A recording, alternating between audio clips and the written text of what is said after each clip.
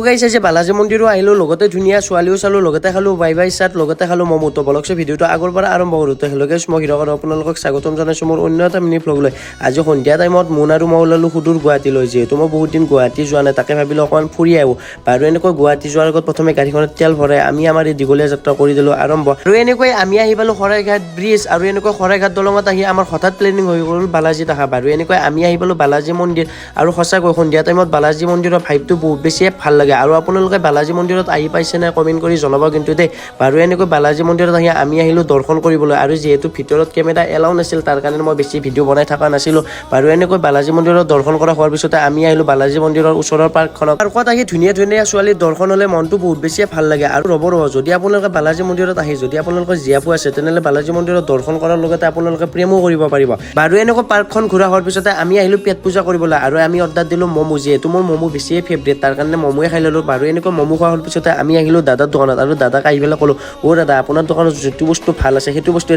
দাদা আৰু এইটো বস্তুৱে দি দিলাক আৰু এইটোৰ নাম হৈছে বোলে কিবা বোলে বাই চাট কেতিয়াও খাই নোপোৱা বস্তু এটা মুখত ভৰাই খাইছিলোঁ আৰু সঁচাকৈ বাই চাটটো খাই বহুত বেছি ভাল লাগিছিল তাৰপিছত এনেকৈ আমি আহিলোঁ চিকেন পকৰা খাবলৈ যিহেতু মোৰ ভিডিঅ'ত চিকেন পকৰা আৰু ম'মো নাথাকিলে ভিডিঅ'টো আধৰুৱা যেন লাগে তাৰ কাৰণে চিকেন পকৰাও অৰ্ডাৰ দিলোঁ বাৰু এনেকৈ আমাৰ চিকেন পকৰাও আহি পালে ৰ'ব তাৰপিছত এনেকৈ চিকেন পকৰা খাই আমি ওলালোঁ ঘৰত আৰু ৰ'ব যোৱা ভিডিঅ'ত কমেণ্ট কৰা কেইটামানৰ নাম হৈছে নিহাৰিকা মইনা আৰু অভিজিত এইটো ভিডিঅ'ত আপোনালোকে কমেণ্ট কৰক নেক্সট ভিডিঅ'ত মই আপোনালোকৰো নাম ল'ম তো আজিলৈ বাই